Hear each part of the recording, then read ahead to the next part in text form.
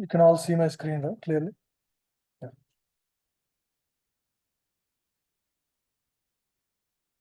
Namo Vishnu Padaya Krishna Prasthaya Bhutale Srimate Radhana Swami Tinamre.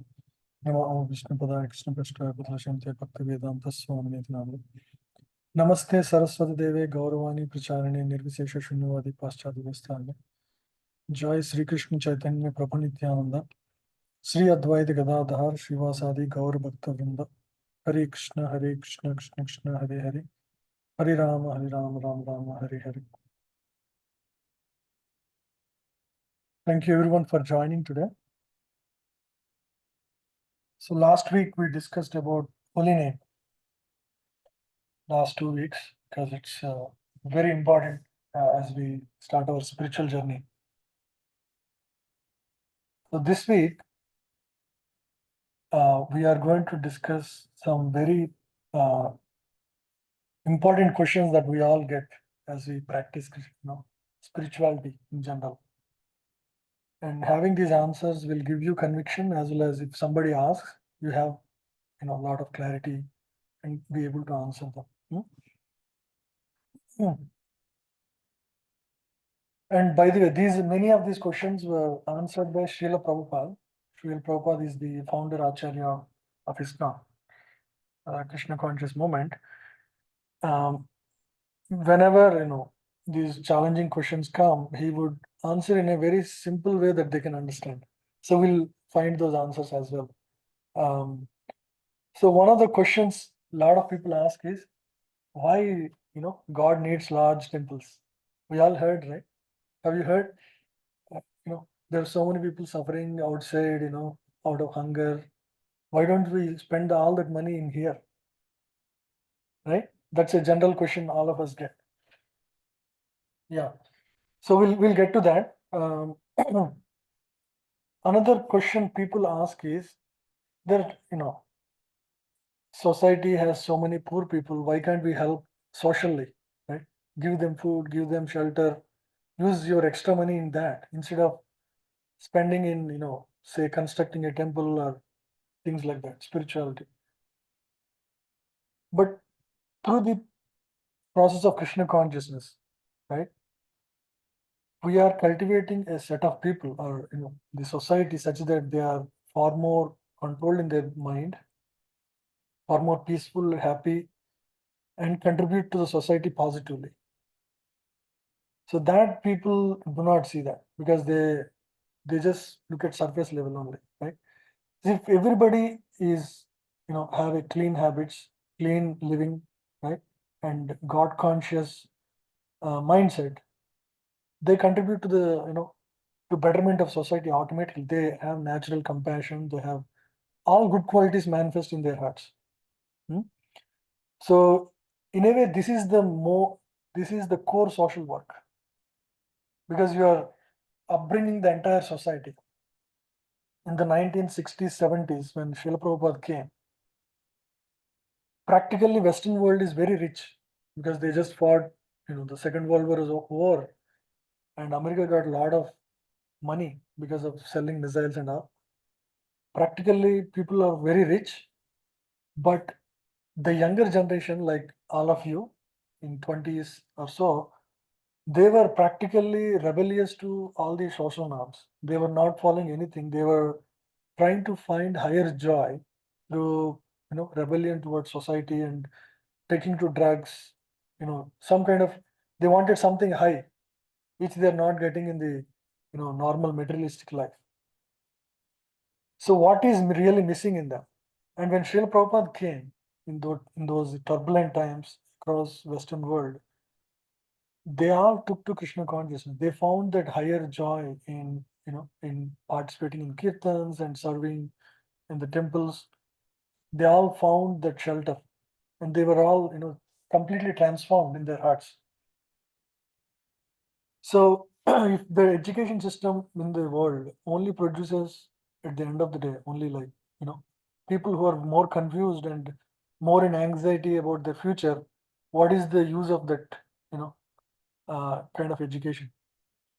So that was the answer Prabhupada gave when somebody asked, hey, why don't you help in the upliftment of society in general, right? So actually, this is the real social work, because this really helps transform the hearts of the people, and people give up all bad habits and will not be addicted. This is real social work, because you are changing the inside.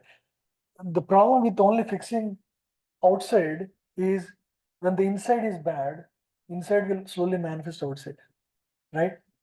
Um, I remember, my teacher, my spiritual master, once was in, um, he was visiting, somewhere in the airport. Some reporter caught him, and caught him means just encountered him, and she asked, "There is so much pollution outside. You see, the air is polluted, water is polluted. What you sannyasis are doing about this?" She asked like that. Then he answered, "Yeah, as long as there is pollution inside, whatever you try to fix outside, that will not go away. Because you are only, by fixing outside, you are only symptomatically curing the problem. You see, but what caused that outside problem? Because there is inside, there is greed to produce more, there is lust to produce more. So all that inside negativity, or the bad things in the heart, they are just whatever outside we see as bad is just a manifestation of what is bad inside. It's nothing new. So if you want to address the problem at the root, you have to address your heart first. You have to fix your heart. You have to cleanse your heart. You have to get. You have to have people who are satisfied, who are peaceful, and who are ready to help others. Frankly, just by fixing outside world, it won't really help, because it's like fixing, symptom, not the source of the problem. If you want a real solution, you want to address at the root. So that was the answer. It's the same thing here. If you want to really do social work, it's actually helping the people in the right way that will bring the real social transformation. Hmm? So this is general question that we all get. You might get at one point. Why are you spending time in spirituality? Why don't you do that? You get, at some point you'll get such questions. Uh, yeah, so that is one thing. And many universities, have students, even in IITs, even recently in IIT, I think Kanpur or somewhere, many students have committed suicide out of anxiety, or whatever. We don't know the details, but so yeah, um, the students are studying psychology, but the result is that they're falling down from the tower in disappointment. And they have like protected glass, the top of the buildings protected with glass, so that people don't fall, especially in the college buildings. So this is all because of lack of proper consciousness, right? People don't have God consciousness, and naturally that will create a lot of negative, like they don't have stability in their heart, right? So that will create all kinds of, those are all symptoms. What we see as melodies in the society, they're all symptoms of one core problem. People don't have shelter, they don't have something that they can depend on, right? That's the core problem. Yeah, so this education, understanding who we are, and the teachings of Bhagavad Gita on how things work overall, that's very critical to lead a peaceful and happy life, right? Yeah. So here is another, we saw these two examples. You know about Rath Yatras, especially in Puri, we have large carts of Jagannath, Baladev, and Subhadra. Uh, like they take along a couple of miles. They take them on the roads. Parade. It's called parade. So when Prabhupada came to the West, he brought this Rath Yatra, to California roads. So somebody asked, "Hey, this is your culture in India. Why are you doing it here?" some reporter, Western reporter asked. So then he said, Lord is Lord of the entire world. He's not only Lord of India or Lord of Puri. He's Anantagodi Brahmanda Nayaka. So he's the supreme head of everything. So he's also the Lord of Western world. So what is wrong in that? So yeah, in another conversation, he said he's not just Odiyanath, he's Jagannath. Jagan means the entire creation. So he's Jagannath. So it's perfectly all right, to have Lord go over the cities in the West. Yeah, because he's the proprietor. God is the proprietor of Western world. What is wrong there? That was the question Prabhupada asked. So if the Western world has forgotten God and he comes to remind them what is the wrong, because most people in the West, all this, the Western world has a lot more churches. If you go to any cities, in Samamish, in my place, the same street has 4 churches. One street has 4 churches. You can imagine, like everywhere there are churches.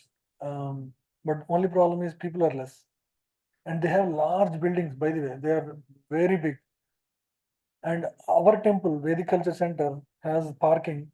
Never can fit the people in the parking is always a problem for us. And all these churches help us park our cars there. At least 3 churches we use on many days, on many festivals, because they don't have anyway, lot of people. So we leverage all the 4 churches we use, for our parking. Yeah. So people are forgetting God. That is the problem in today's world. Yeah. So another reporter asked, why have these large carts for Jagannath? You can have a small cart, Why can't you have a small cart? We have to exhibit everything so big. So then Prabhupada asked, large cart means God is very great, right? He requires a very great car.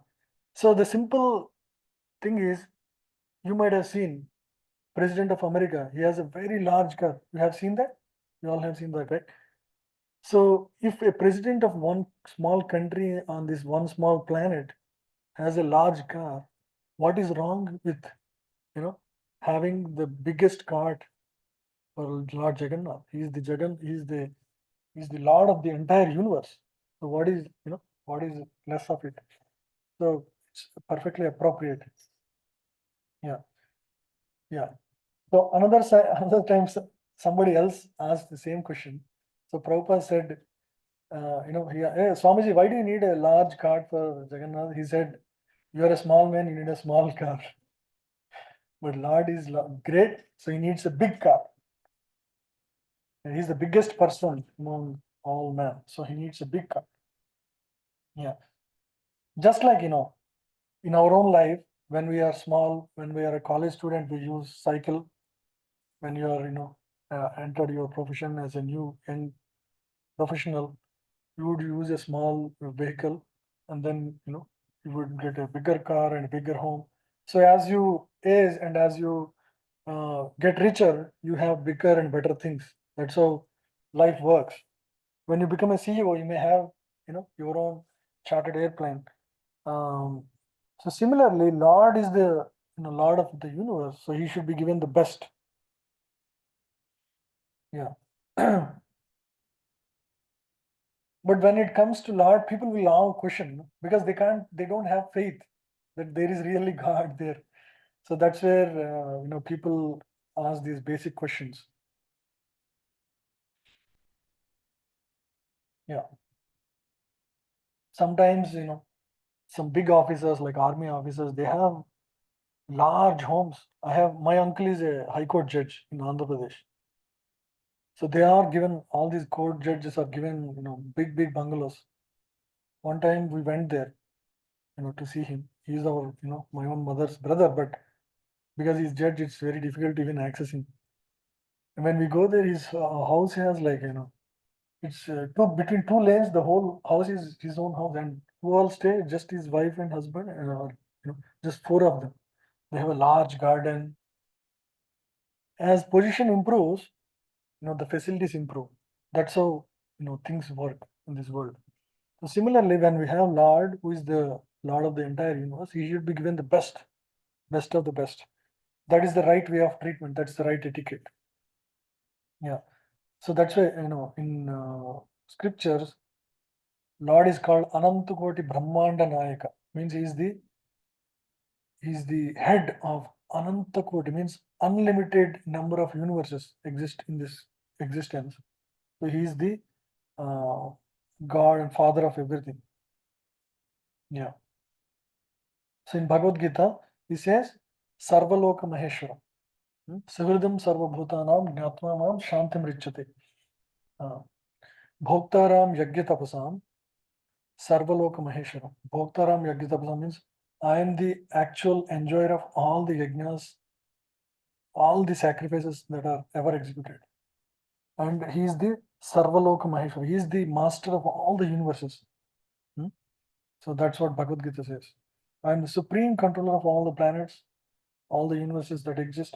So God being the greatest person, does he not deserve a beautiful and big temple? He is Lakshmipati. He's not a crorepati or billionaire. He's not a billionaire. He's owner of Lakshmi. He's the proprietor of Lakshmi, Lakshmipati. So everything in existence actually belongs to who? God. Everything in existence, all the air, water, everything comes from him. So he is the original. So everything has to be. So if everything belongs to somebody, everything has to be used for his joy. Correct? That is the right use of everything. Yeah. So the facilities that we have in this existence actually are created for the joy of Lord. Everything that exists, just like if you are owner of a hotel, for example, or you are owner of say a company like Microsoft, the CEO may not work every day. He may be in a park somewhere playing with his kids, but everything, all the people of Microsoft work contribute towards his wealth, whether you like it or not. That happens that way, correct? So being the proprietor, everything ideally should align to his pleasure, right? Yeah. So this is another question. Why does Balaji need so much of gold and silver mukut on his head? Somebody asked a question like that. People get all these questions. We use all that money in serving poor and needy. There are so many people suffering outside in the world. People have all these questions, right? If we spend millions of dollars in the security of our one country's president, so why can't we spend that money in the proprietor of the entire world? If he is pleased, everybody will be pleased. So just like when you water the root of a tree, all the branches, leaves, everything gets nourished. Do you need to nourish each of the leaves separately? You don't have to, because when you water the root, everything is nourished. That's exactly how it works. When you serve God directly, it naturally satisfies every part of it. So we are all part and parcels of God. Just like you don't serve your hand, ears, nose, eyes separately. You serve your belly, and naturally the energy is supplied to all the parts of the body. You don't have to separately endeavor to nourish each parts, correct? So that is the how everything works. So God is the root, He is the soul of the entire universe. When you serve God, everything is natural. So that is the analogy you should all remember. Why we serve God, why do we want to connect with Lord? Because He is the root, He is the source of everything. Yeah.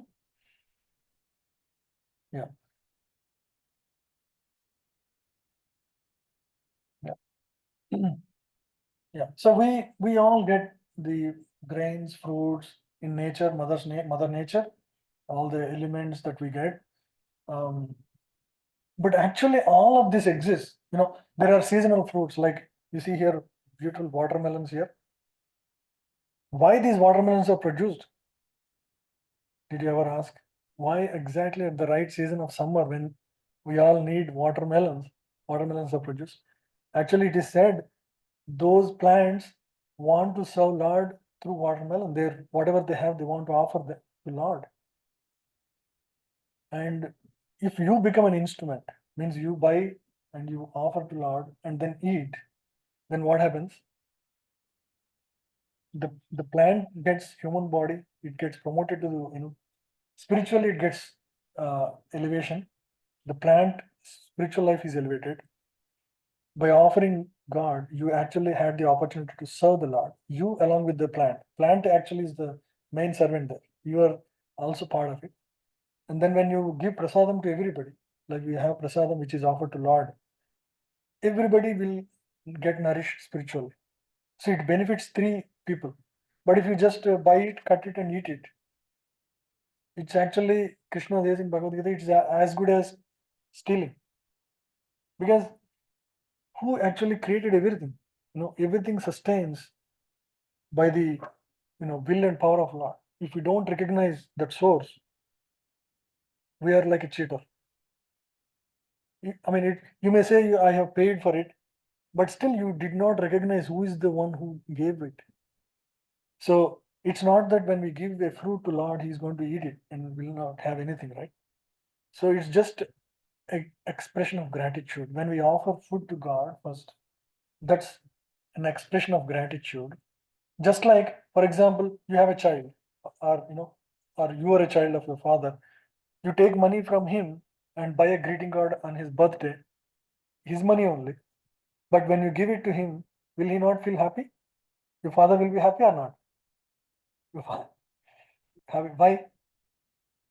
Even though it is his money, he still feels very happy when you offer it with love. That exchange of love happens between you and your father, right? Even though it is his facilities, everything that exists is his facilities. Everything is the source of all the material elements in existence. But still, when you offer all those elements to God back, He'll be extremely delighted. That's an expression of gratitude. You are fully aligned. You recognize the source. So that's the purpose. The watermelon actually wants to serve Lord, but it doesn't have legs to walk. So if you become part of it, you help connect, then everybody gets benefit. Yeah. So in the past, even today, we have many cultural arts like music, dance, especially classical music, right? They're all actually meant for what? Giving pleasure to Lord. You see all the Tyagaraja, Annamaya Kirtan, you have heard about it? Have you heard? Any of you? You all heard about, right? Purandar Das in the north, also many Tukaram.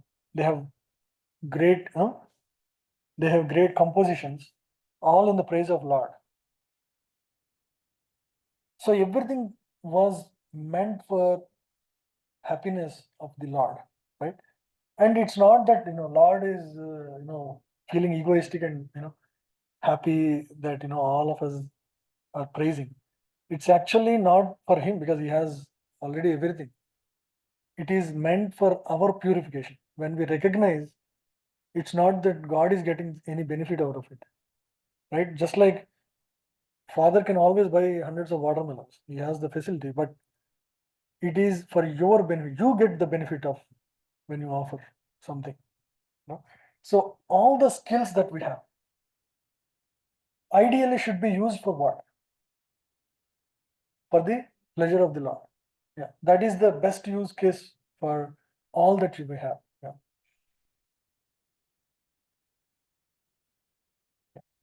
So in fact, there are in India especially, there are large temples like Sri Rangam. You heard about the Sri Rangam temple? It's the largest temple in the world. Thousands of acres. And that construction, some of these temples construction, they are built with solid rocks. And they exist today also after 800 years, 700 years. Because the kings were treating themselves as servants of God, and they would construct these temples over multiple generations. Some of these temples have lasted 300 to 400 years of construction. Can you imagine? Because they recognize the position of God versus their own position. They know what they are, what the Lord is, and their they considered their prime duty is to, do their best offering to Lord. Yeah. So you can see here, right? 3, 4 generations of, yeah. So large temples in India were constructed like that. Yeah, like Tirupati. Yeah. Thus, as soon as you get up in the morning, the very first thing that comes to our mind is the Lord, who is the Supreme Master and the controller and the operator of the whole universe. They'll be able to worship the Lord and remember the Lord as the apple of their eye. So that was the mood.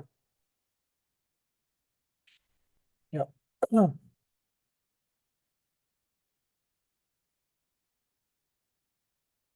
Yeah. So people, in today's world, because the society has turned so atheistic, because they have lost that connection, the culture, they question, why construct such large temples, but they happily spend so much money in the watching movies, Bollywood movies, right? Yeah. uh, and these people, the movie actors, and big company CEOs like Elon Musk, they become the heroes of current world, unfortunately.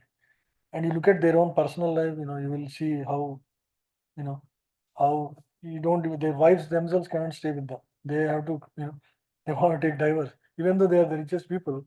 Their wives don't want to stay with them, unfortunately. So you can see how, the negativities in the mind, lust, greed, anger, can, spoil people.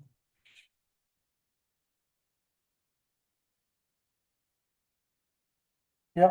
And these large temples, why they were constructed, they become the places where Katha and Shravanam happens about Lord. Many people come together and sit together to hear about, the Katha of Lord.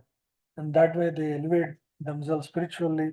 The whole atmosphere becomes auspicious, very vibrant, auspicious. And that would eliminate the diseases in the heart like lust, pride, anger, envy, greed, and illusion. So, in a way, they are spiritual hospitals. Temples are like spiritual hospitals, right? So that's why the temple, the word is used is mandir. It's not called tandir.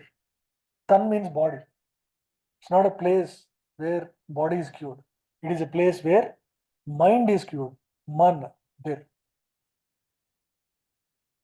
So that's why you see when you go to temple, people are very happy in general, and there'll be some bhajans or kirtan going on, and everybody is in a mood of service. Hmm? You go there, you know, even big people would be willing to do sweeping there, serving prasadam, or cooking or cleaning.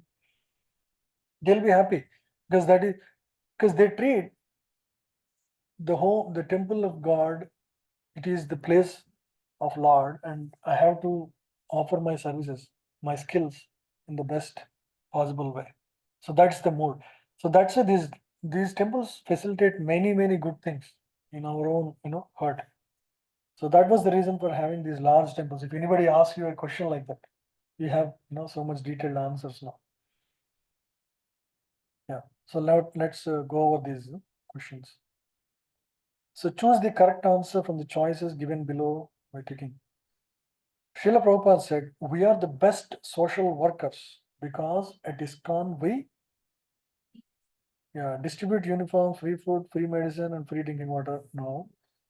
Make people very peaceful, wise, intelligent, and God conscious, first class man or woman." Yeah, that is the answer, right? Make people free from bad habits, illicit sex, intoxication, meat eating, and gambling. This is also correct. B and C, okay. Make people competent by teaching them soft skills to enhance their personality. No, that may happen as a side effect. Yeah.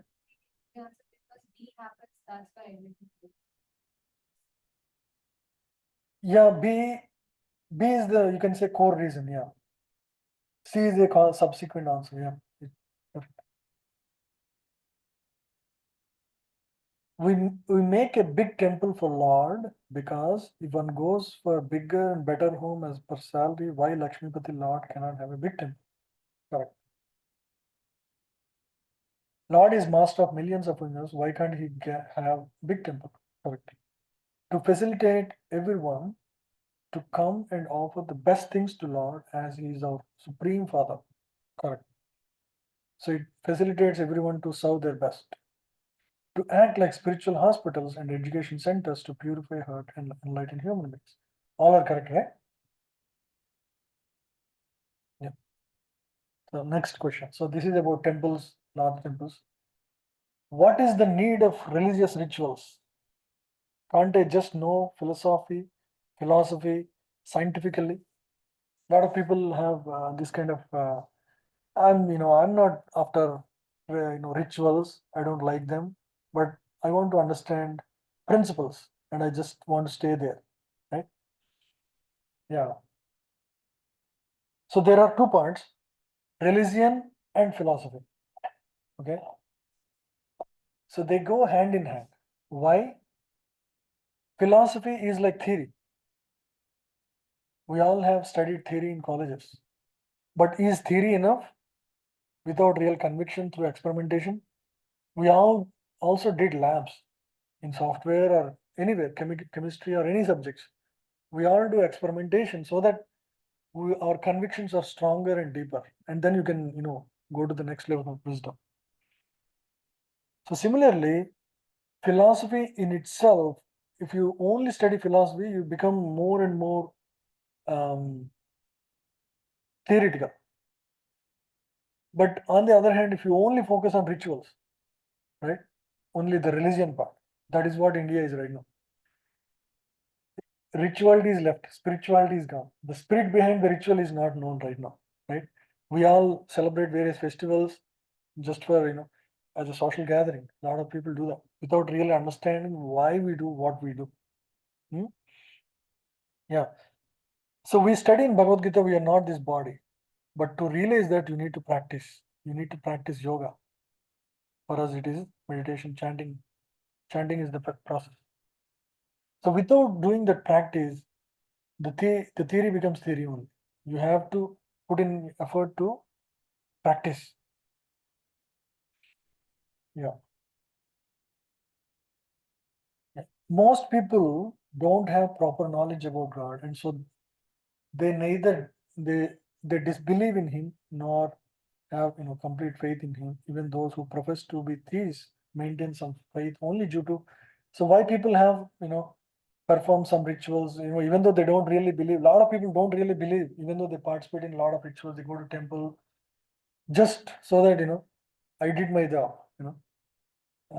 Just in case God exists, let him be also be happy. So that is the fear of unknown. That is one reason. Because something fails, then their mother says, "You see, you didn't go to the temple. I told you didn't go. Now it happened." Right?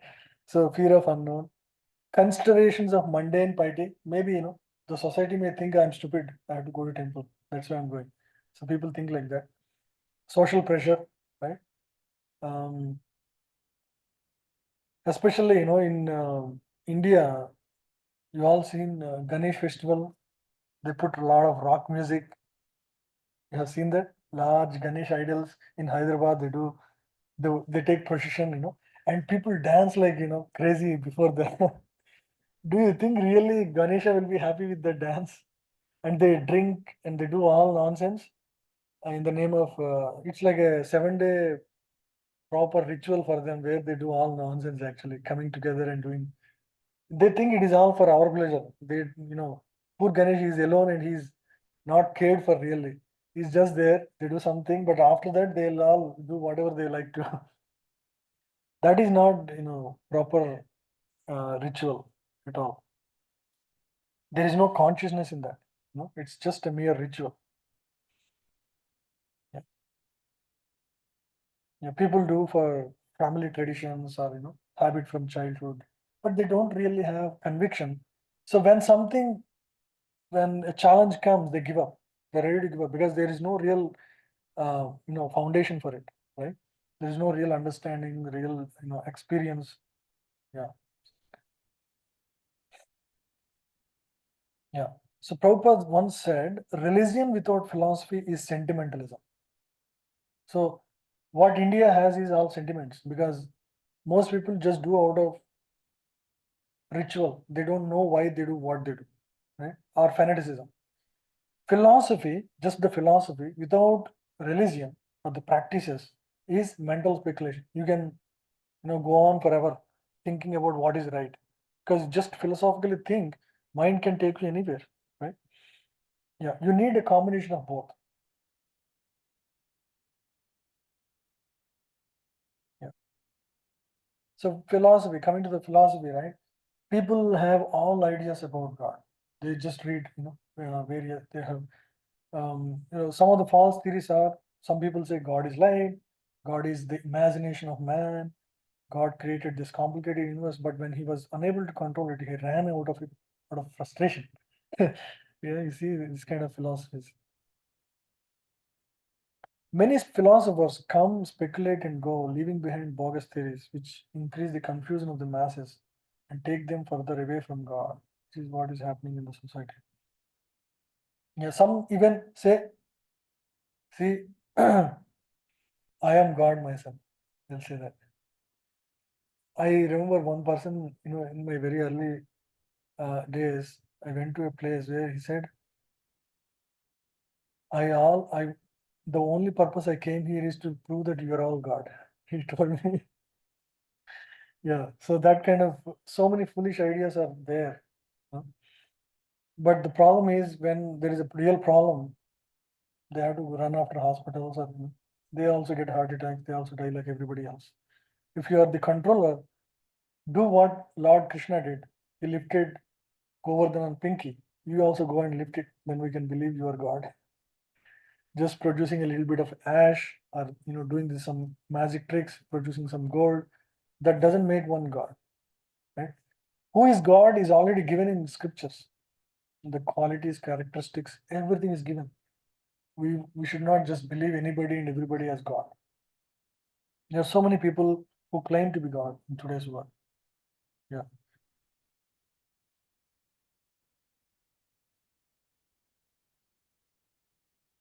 Yeah.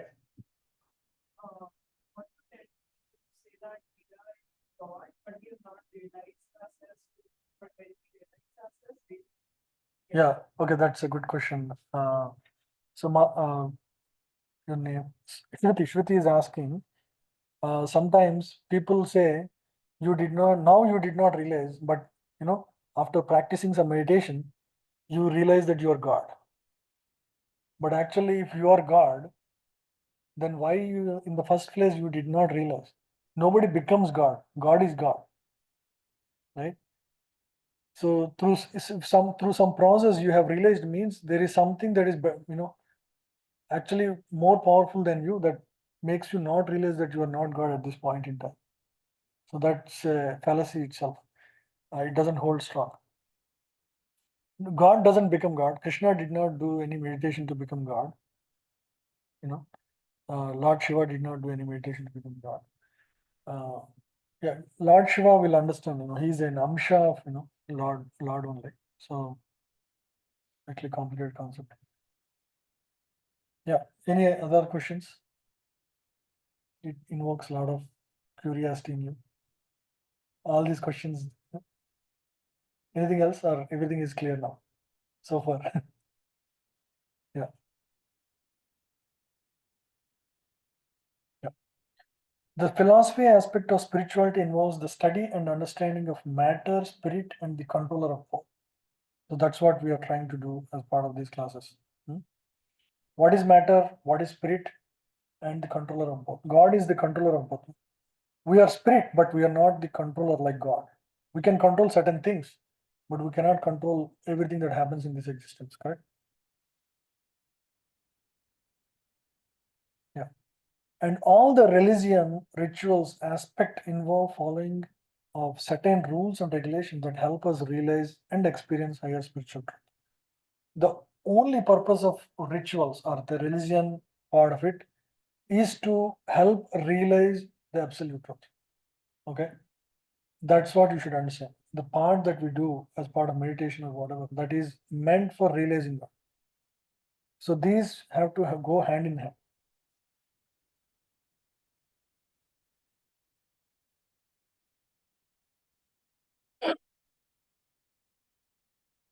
Yeah. So Srila Prabhupada, who started Krishna conscious movement, he has written about 90 volumes, 90 to 100 volumes of books, where he gave philosophy and a lot of conversations, lectures, question answers. So he covered philosophy, and he also gave a lot of temples. When he was there itself, he gave 108 temples in a span of 10 years. When he, after retiring from family life, he came to the West, and he came with 40 unchangeable rupees, Indian rupees. And when he went by, actually he had that money. He just, with his efforts and God's grace, he started and created a movement with about 108 temples and all over the world. And he traveled about almost, he toured the whole world 14 times in a span of 14 years. And at the age of 75, yeah. And and all night he would work on his books, just sleeping about 2 hours a day. And in the daytime, he would teach, he would talk to people, help answer, and help various projects. Now, the International Society for Krishna Conscious Movement has about 900 temples all over the world, and it has the highest outreach across various nations of the world. About 150 plus countries have various places, at least some places where they meet, not the temple. In fact, there was a celebration when the 50 years of the movement, ISKCON, the movement established. So at that time, people of all over the world came to India with their own country flags. And at that time, by the time there was a world record when maximum number of people came to India for an occasion, right? And that was because of a program or arranged by Prime Minister Modi. And he did about 110 or so. When the ISKCON event happened, it has far outnumbered, and that was the Guinness record because no other country had a program where 110 people came together to do a program like what Narendra Modi did. And our, ISKCON GBC head, he actually called Prime Minister and asked, "Sir, we are having like more people now. Should we do the program, or should we? We are afraid, we're going to break your record." He said, "No, you should do that. It's glory for India. You're bringing, you're spreading the culture of India across the world, and India has the best spiritual culture. So I'm fully supportive of your program. Go ahead and do it." And almost 140 or 150 countries came that time, and they all, moved along doing Harinam Sankirtan on the roads. 150 countries with their own flags. So that was an interesting sight. It was a record now. Still nobody has broken, no other event or anything has done that. Hmm? So that was 50-year celebration of, I don't know whether it is Mumbai or Delhi. I need to find that, but um, yeah, I read about it. I'll find the details and let you know.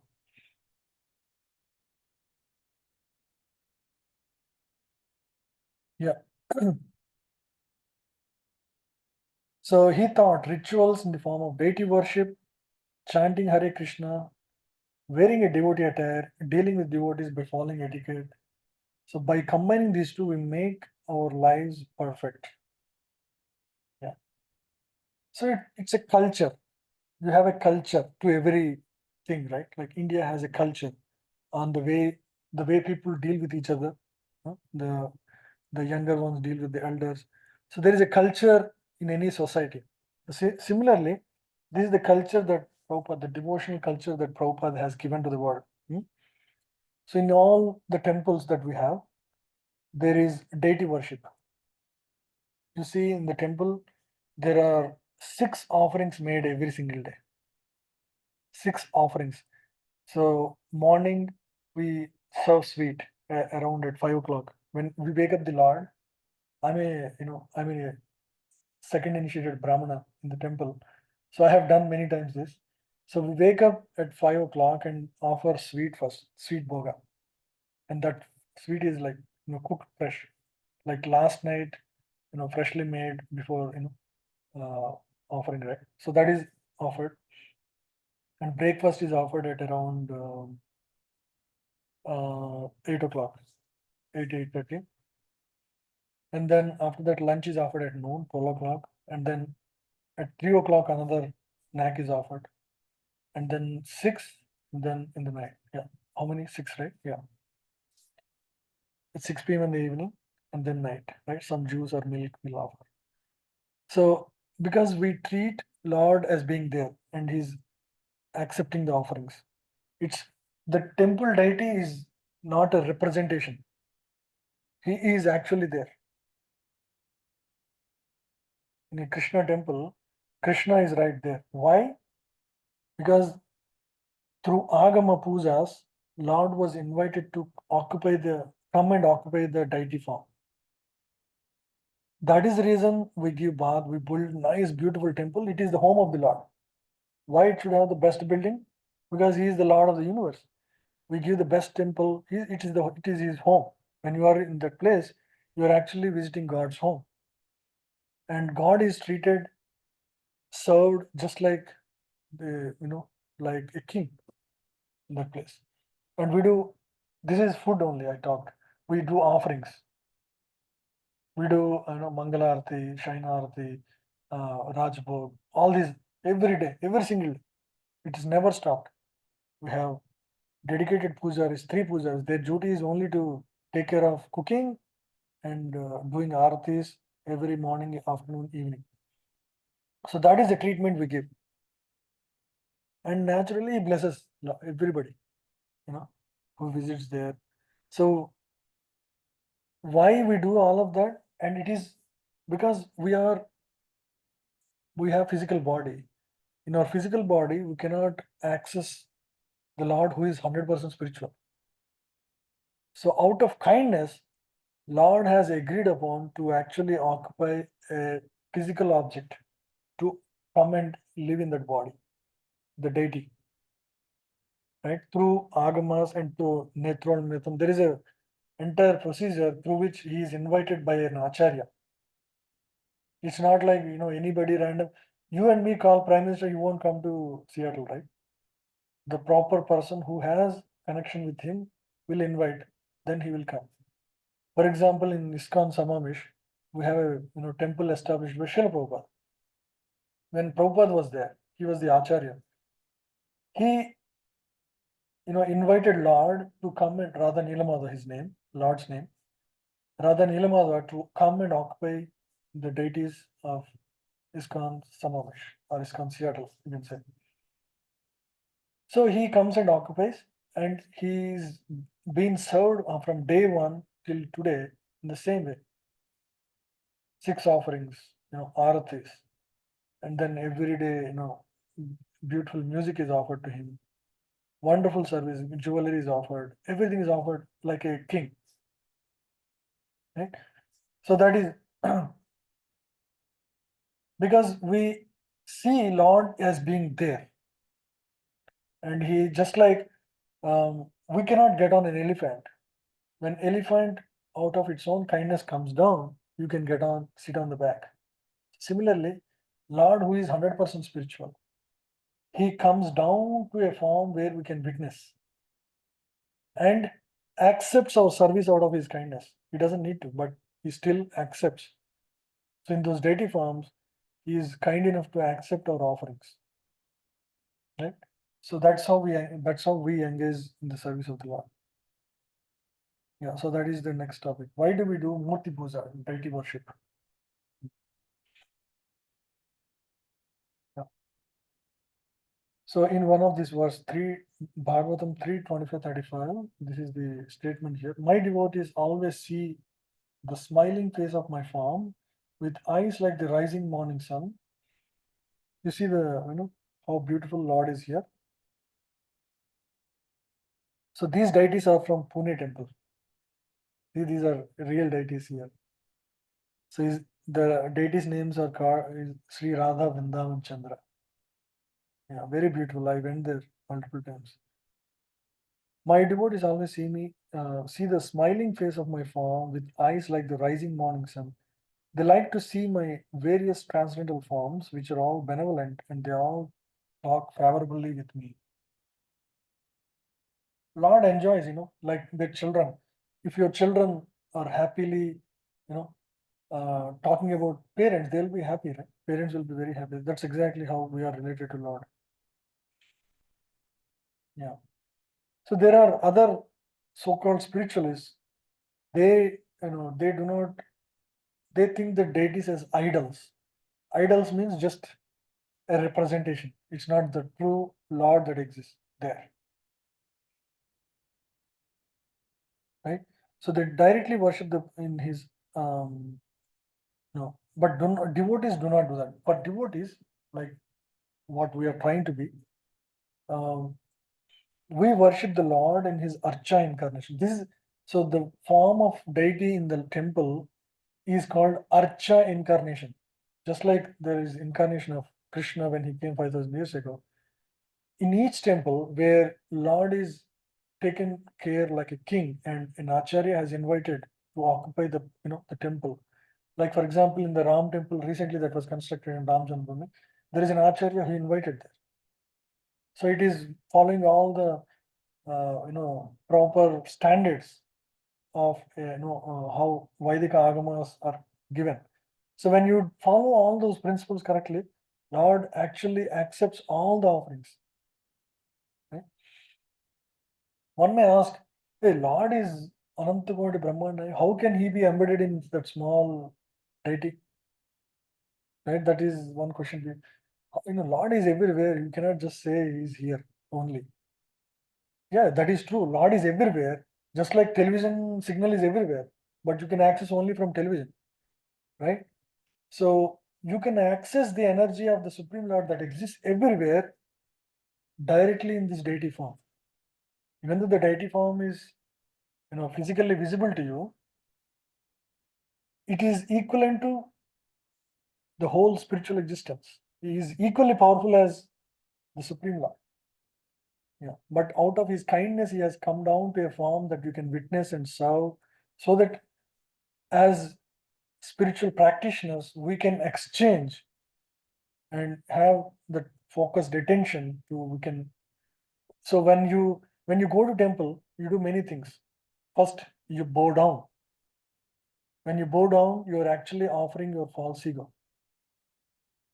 Right? You're putting yourself lower than somebody else, higher. Right? So that is going to purify your false ego. There you come and there is a class, for example, Bhagavad Gita class. You learn about who you are, who is God, what is the relation, what is the purpose of life. Those answer and help purify your intelligence. Your intelligence, right? Discrimination power that gets purified. Then when you serve the Lord, your mind is becoming peaceful. Naturally, when you do some service in the temple or when you pray to the Lord, for example, you tell your problems to your friend, you feel somewhat relieved in your mind. So similarly, when you go to Lord, you express yourself to Lord, and that gives a lot of peace. Or you directly pray to the Lord, that gives mental peace. It purifies your mind. And when you perform, say for example, an arati, right? You are offering, you're purifying your senses. Your hand is used in that, right? Your legs are walking to the temple. So in this way, all the senses of the body both subtle and gross, are getting purified in a temple. You see?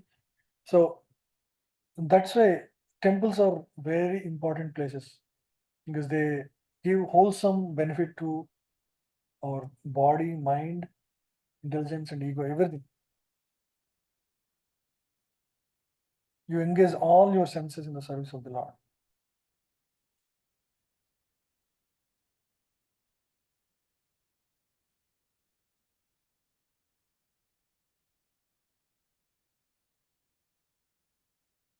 Yeah. So one may ask,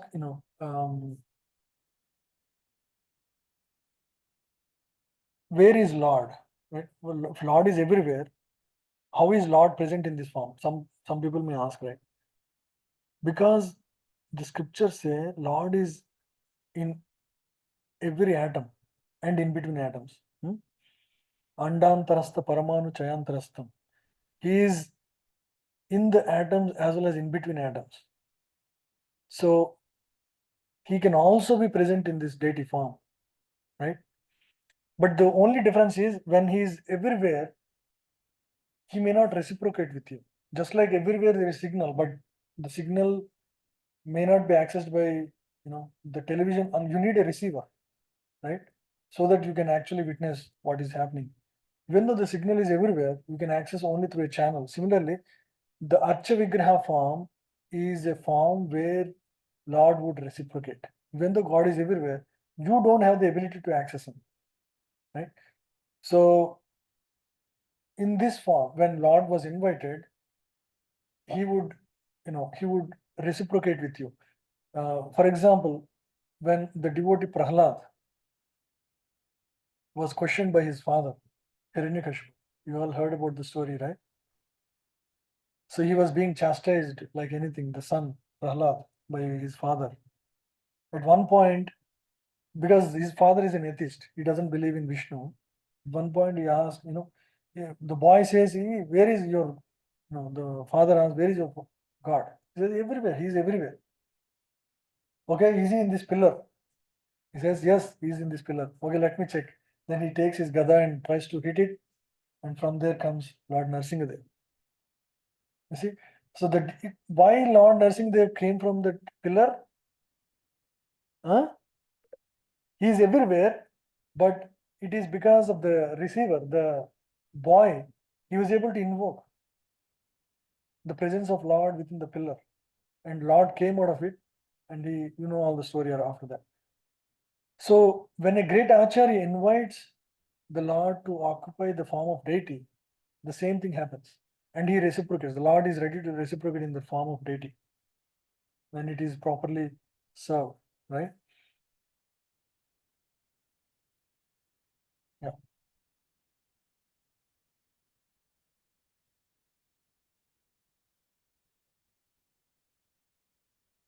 So deity is actually God himself, right? Like we discussed so far. He is not a representation, he is God himself. Yeah, so let's read this paragraph. The devotee's vision, however, is different. Their vision is smeared with love of God. What does this mean? Sometimes you are here in US, sometimes you look at your family pictures. You see your mother, your sister, your brother. When you see them, how do you feel? Very joyful, very sweet memories in the past, all come together. Because you have a natural affection to your family, correct? For the devotee also, there is a natural affection towards Lord. So when they see the form of the Lord, that love comes out naturally. Right? So that is the meaning of this, vision smeared with love of God. When you see with that vision, right, you have a very different perspective. You want to serve that form of Lord. Right? As soon as they see the Lord in his different forms, the devotee becomes saturated with love, for they do not find any difference between the Lord and his form in the temple as do the atheists. For the atheists, there is no relation. They don't perceive any relation with him. So they don't have, any kind of feelings. The smiling face of the deity in the temple is beheld by the devotees as transcendental and spiritual, and the decoration of the body of the Lord is very much appreciated by the devotees. So it is the duty of the spiritual master to teach how to decorate the deity in the temple, how to cleanse the temple, and how to worship the deity. So there are different procedures and rules and regulations which are followed in temple of Vishnu. And devotees go there and see the deity, the Vigraha, and spiritually enjoy the form because all of the deities are benevolent. The devotees express their minds before the deity, and in many instances, the deity also gives answers. You see, it's a very interesting thing, right? I have an entire book on how deities reciprocate with their devotees. Many pastimes. The pastimes from the times of Sri Ramanujacharya, of Srirangam, and Bhakta Tukaram, many wonderful pastimes like that. And Jagannath of Puri, he has like dozens of pastimes with his devotees. It's very, very spiritually enlivening. Yeah. So, but you may wonder, like, I don't have such. So how do I believe? You believe because there is a history of it, people having such relation, and it's only our own qualification that is not getting to such a loving exchange. When we qualify, when we purify our heart, when we get to a level of spiritual consciousness, develop a loving relation with Lord, then we also have such exchanges with Lord. Yeah. What is the loving relationship with God like? What is that? Say I'm this person. Mhm. What is, and I'm not that person. Mhm. What is that person like in that? What is it like? What is the person like? What have they done? What practices are they on? So the love. No, that is a little different question. Let's first address this one. So, what is it like to be loving God? Is that? What is the person like Mhm. who has that kind of a relationship with God? What practices are they? Oh, what he did to get there. Okay. Yeah, there is Navavida Bhakti, right? There are 9 processes of devotion service. Starting with Shravanam, hearing about Lord, and hearing Kirtanam. So all these Padasevanam, when you perform all these activities, you develop natural love towards Lord. Hmm. For us specifically, what is recommended is Shravanam, which we are all doing. What we are doing is learning about Lord, right? Second thing is chanting, repeating the names of Lord, right? That we do at the end of the session. So these are the 2 prominent process. And then if you have, time, you can also engage in some service. It's called Padasevanam or service. So these are 3 key processes I can say. Over time, you would naturally realize and get to a state of that. Yeah. Yeah. So what happens when you do all of this? Your false ego dissolves. Your mind gets purified. Your intelligence is, strengthened. You have a lot of clarity. You can see the signs of Lord in everything, in everywhere, right? See how everybody is a child of God. Right? You see, everything is in harmony with the plan of Lord. Everything, all the events, all the things, all the people, you see, everything is, harmoniously related to God. Yeah, you won't be disappointed, surprised, shocked uh, with anything in life at that conscious level. It doesn't matter what you have physically, all that doesn't matter. Yeah. So we get there when we spiritually elevate ourselves and we have the tools. And people have done that in the past. Many saints in the past have shown that this is possible. Tukaram, we all know Bhakta Tukaram. You heard about Tukaram? No? Okay. He's a saint from Maharashtra. So I remember watching that movie. It's a very 1940s movie you can watch. It's a beautiful movie. It's in Marathi, but just by seeing that you can understand. I don't understand, but just by watching it, you will realize. Towards the end of his life, He says there is only one thing. When you have holy name in your mouth all your life, that is what going to give you God. So all the great saintly people have said that. Yeah. So whatever we're practicing completely aligns with what the experience of great saints of the recent past and what the scriptures also claim. Yeah. Sometimes Lord comes in the dreams of devotees. There is one devotee called Madhavendra Puri. You can read about it online. As a wonderful story of his service to Govinda.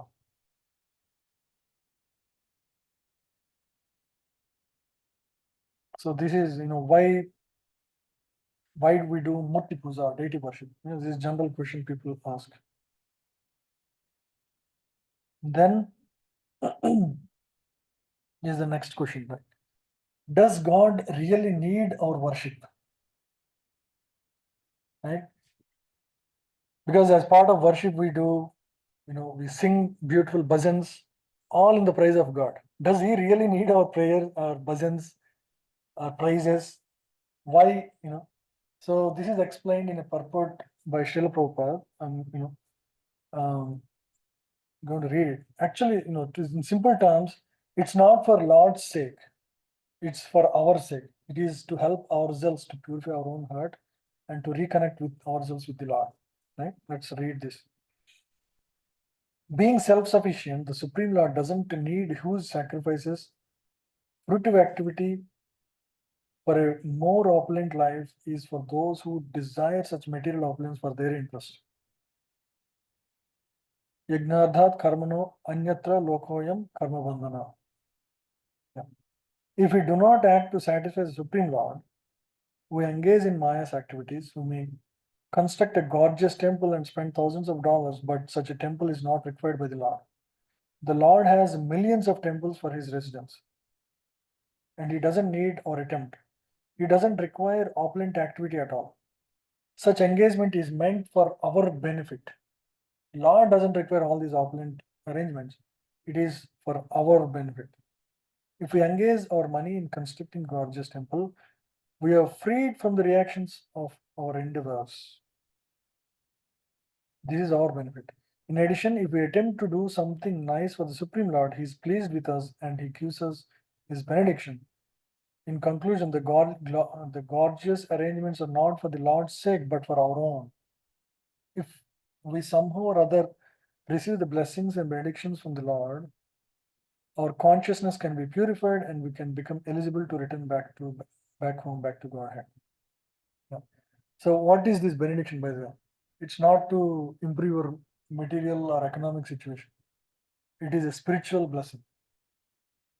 It is to find our home back, right? So material existence, as we all experience,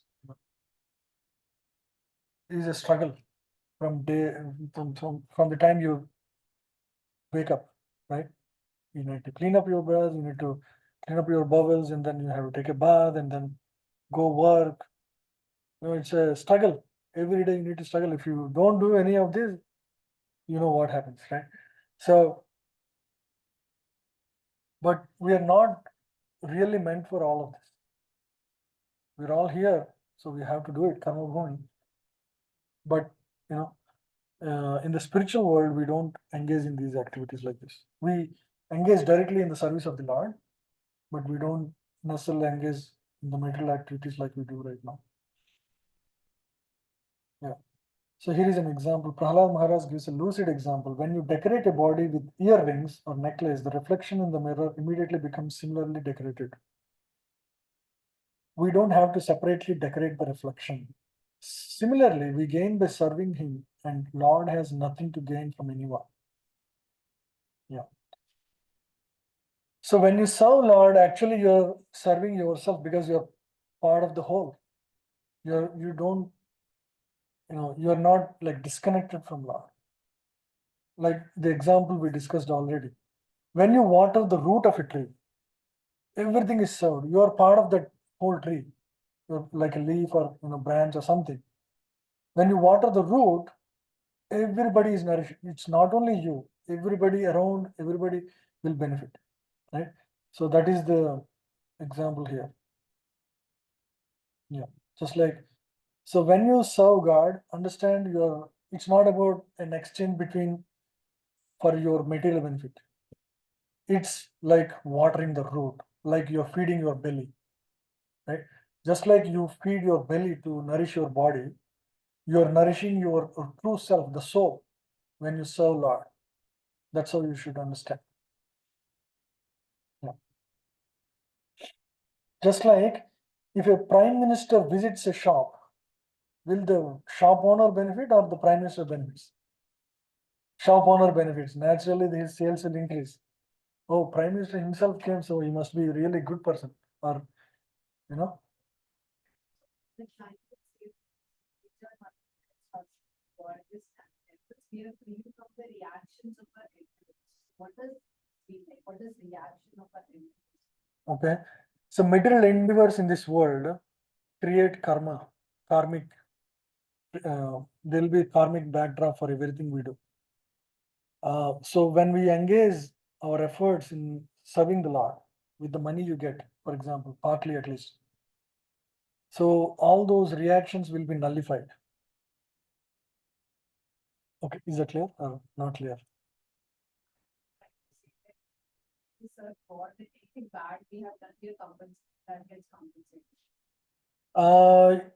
It's not 100%, I would say, but definitely it has. But as your consciousness improves, it will nullify it, especially with practice of chanting, etc.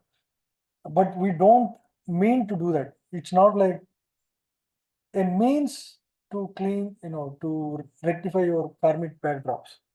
Okay, we shouldn't do with that mentality, because if you do with that mentality, it's actually an offense to the holy name that you chant, in the endeavors that you do. But when you engage, your consciousness is saying, actually accepting Lord as the proprietor and engaging all your skills and energy and profits in the service of the Lord. When you have that consciousness, then your karmic thing will go away from you, right? Because you're not on the ego platform where you're thinking you are the doer, right? The karmic reactions come because we think we are the doer, and so we become the owner of the result, either negative or positive. So we have to go through that. If you think you are the charitable person who would donate money, and you donate, engage in the donation, then you are doing it as the doer. So the good result of it has to be enjoyed by you. So in the next life, you will be given so much money because you have given in this life. So that is how nature works.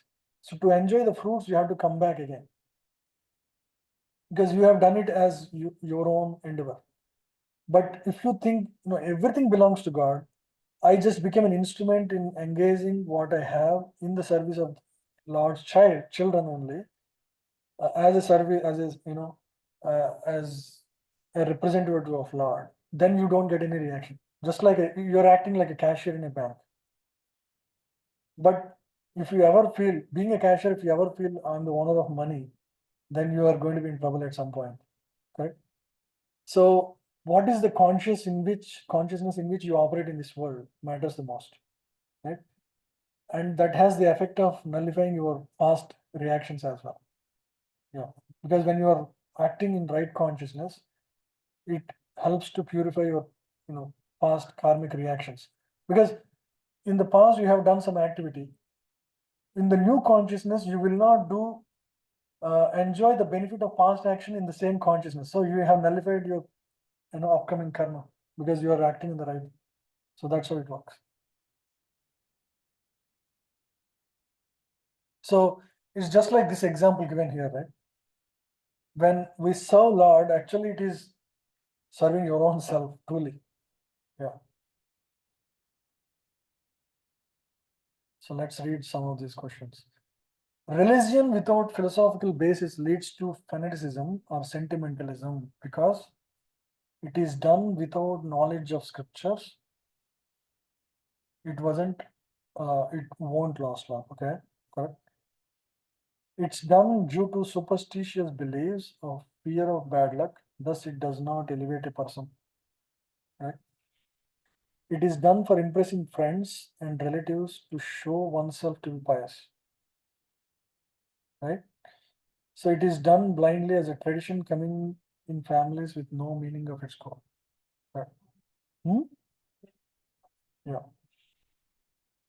Why should we perform religious rituals by accepting Murti form as God? Yeah. Because our parents have told us to do the religious rituals, it is better to do them for their pleasure. False, right? Then it is a ritual. There is no spirit behind. There is no clear understanding why we are doing what we are doing. As science has theory and practical, spirituality has philosophy and religion respectively. Ignoring the religious rituals will make the process incomplete. Correct? Yeah, correct. So rituals give us peace of mind and relief from stress of work. So it is better to perform them. No, false. In our present state, it is not possible to see God in his spiritual form because our materialized and senses cannot conceive of his spiritual form. To be seen by our materialized, Lord comes as deity. Correct? Yeah, we discussed this. So it is to help us engage in service, he takes that physical form of deity. Since God is present in every atom, he can appear from anywhere, including the deity form. Correct, right? So that is how. But in the deity form, he is everywhere. He doesn't reciprocate everywhere. In the deity form, he reciprocates because an acharya has invited him into the form. So as we respect our grandparents' photo, we can accept and respect Murti form of Lord. Correct? Yes. By performing rituals taught by Acharya, the devotee matures in Bhakti Yoga and comes to see the deity lovingly as Lord and can eventually communicate with Lord. Correct? Yeah, we have seen many examples. Okay, let's finish this one final thing. And what all benefits we get by worshipping the Lord with devotion as mentioned in above article? What all benefits? We will be recognized in society as a pious and good man, and that will help in business. False. We are saved from Maya's engagements, thus we are saved from entanglement. True. We can. What does this, I get the first part, we are saved from Maya's engagements, but then the saved that will be. Sorry, which one? This one. We are saved from Maya's engagements. Oh yeah. Okay. The second part, because we are Hmm. saved from that. So what Hmm. is it? Oh, okay. Okay. Oh, entanglement. So entanglement is, creation of new karma.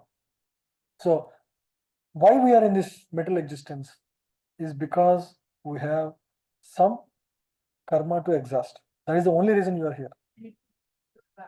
Could be good or bad. And We don't even know.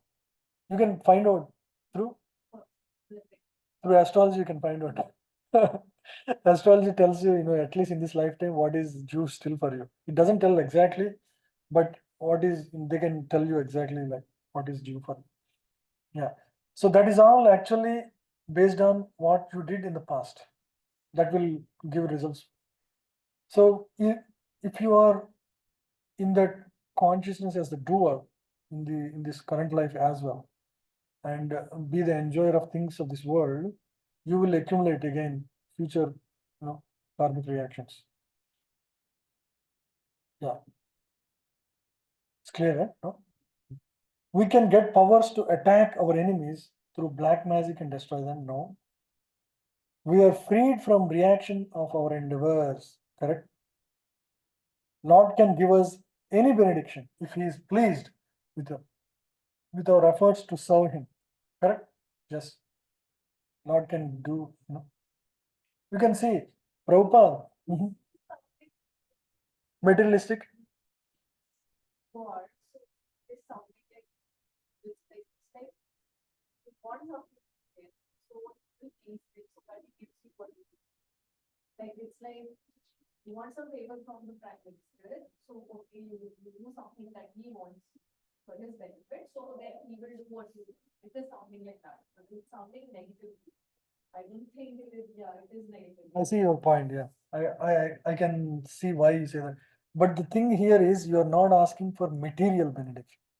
Material that will gratify your senses. You see, whatever you're asking for is a need for you right now.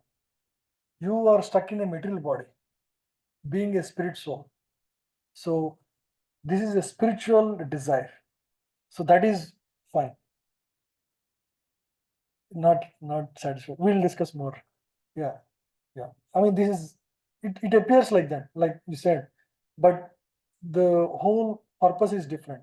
For example, you want to engage in the service of the Lord. You'll never in those prayers that you're asking or praying for, it's all spiritual in nature, the transaction. Yeah, that's the difference. It all appears very much like material ask, but it's not. Yeah, yeah. It requires some more examples. As you go through some more examples, it becomes more and more clear. Yeah. So this is not material benediction. Yeah, it's a spiritual benediction. For example, there was a detailed conversation between Lord Chaitanya and many of his devotees when Lord actually showed his, form as Lord himself. It's called, it's a very special Leela in Chaitanya Leela. So in those conversations, all the devotees would never ask for anything for themselves, especially material. They would always ask for others' spiritual benefit or something that they wanted to witness, that they wanted to remember spiritually. Uh, you know, um, in fact, yeah. So that's how it is. So as a practitioner, as a practicing spiritualist, you would slowly realize actually, all your asks towards Lord are never, will slowly get away from being material completely. Yeah. Yeah. This is more when you are in the other side of where you are more connected spiritually. This line makes reasonably okay. Right now, it appears a little bit, discordant. I understand. So our consciousness can be purified, and we can go back home, back to Godhead. True? Yeah. We can get freedom to commit whatever sin we wish to, since Lord will clear our account. This is false. This is absolutely wrong. So spirituality is not a practice to wipe off your bad karma. That is the mentality of Western world, by the way. They do all commit all the sinful activities and come pray on Sunday to get rid of the sins.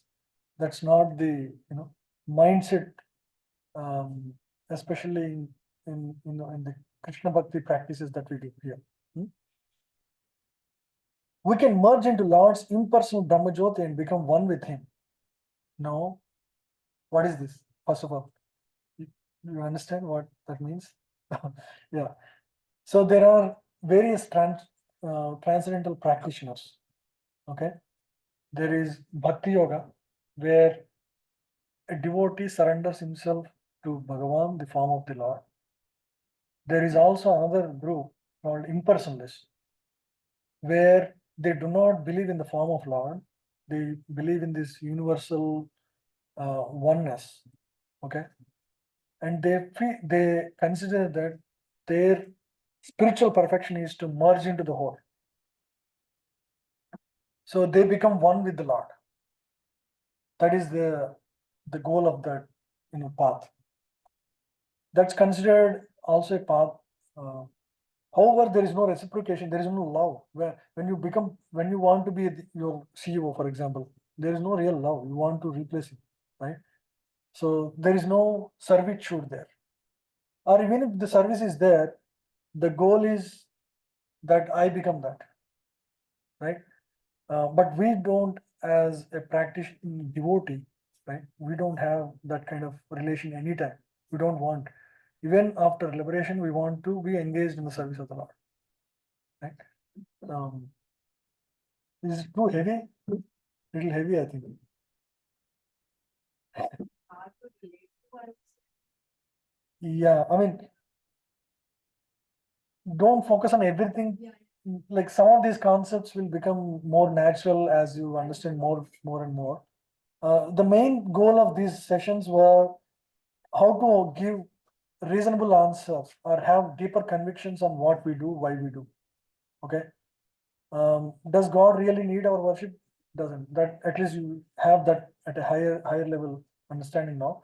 More of these things are, some of these require some more understanding. We'll get there. Just for now, go with that, but we'll understand. Yeah. So here, by decorating our face, the reflection in mirror is decorated. By serving Lord, we naturally benefit. Again, benefit, don't think material benefit, spiritual benefit. Yeah. So we don't, yeah. So we don't specially take care of the mirror, of the reflection itself. When we serve the core, the reflection is so. That's the point here. Just by pouring water in the root of the tree, serving the Lord, all parts are nourished. Okay? One simple example for this is when you all heard about Draupadi, when she was in forest one time. What is the says who comes there? Durvasha Muni comes there. He comes with 60,000 disciples, and he would ask them, prepare lunch for us. And here are hermits who don't have any of such facilities. But Draupadi had one pot, Akshay Patra. And that Akshay Patra can prepare meal for any number of people. But the only problem is the host should not eat by the time. And Duryodhana cleverly sends these people to Pandavas after the time of lunch. Durvas Muni goes after the time of lunch and he asks for lunch. So they're in trouble. Pandavas don't have, they already ate their lunch, and the Akshapatra is washed and kept outside. And the people come and they don't know what to do. Immediately, she would remember Draupadi naturally, because being a devotee, she naturally remembers Krishna and she prays to him, and immediately he comes there and he would ask, just check if Akshapatra has anything. He would ask, I'm also hungry, give some food. I'm already troubled by 60,000 people. How do I prepare for you now? And then, she reminds him, hey, you have an Akshapatra. She says, we already ate. Then check, maybe there is something there. There is some small vegetable left in the Akshapatra. She will go find it and give it to Lord Krishna. He would eat and he feels full. As soon as he feels full, all the 60,000 disciples along with Durvasha Muni, they also feel full. And they feel, now I can't go there. They might be preparing. So we must run away from here. So all those people run away from there without coming back to, because, they can't take anymore. So just by satisfying Lord, everybody is satisfied. You see the example there. So that's how this means. When you pour water at the root, the whole tree is satisfied. When you eat food to your belly, all the body parts are. So similarly, God is the soul of the existence. When you serve him, naturally everybody is satisfied in the world. So when you benefit, actually you don't benefit by serving Lord. The whole existence benefits by your service. This is how good that activity is. Yeah. We'll end here. We'll discuss next questions in the next session. I think we're almost there. Maybe just quickly cover this and then. Okay. I hope you learned at least some answers to questions. Some of these become more clear as we do more sessions. Okay. Thank you all very much for joining. Again, we are late today. We missed Kushwant and Mithun Prabhu today. Yeah, Hare Krishna Prabhuji. Yeah, it was a great session though today. Thank you. Yeah. Thank you. We should chant today. Let's chant now. Yeah. If you have any questions, we'll discuss later next week. Sure, Prabhuji.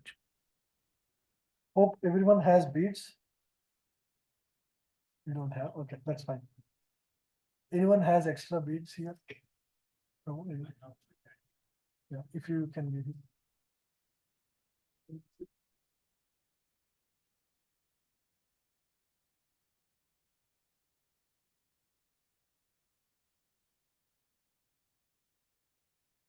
So take your beads and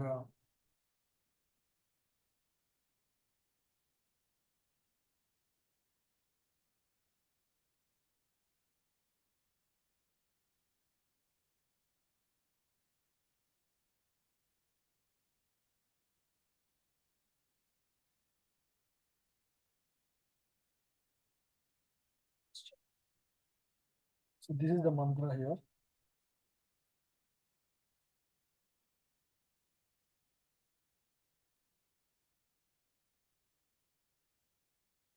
First, we need to say some mantra, right? Jaya Sri Krishna Chaitanya, Prabhu Nityananda, Shri Advaita, Gadadhara, Srivasadi, Gaur Bhakta Vrinda. Then we can chant now the mantra that is displayed here. Hare Krishna, Krishna Krishna, Hare Hare, Hare Ram, Ram Ram, Hare Hare. Hare Krishna, Krishna Krishna, Hare Hare, Hare Ram, Ram Ram, Hare Hare.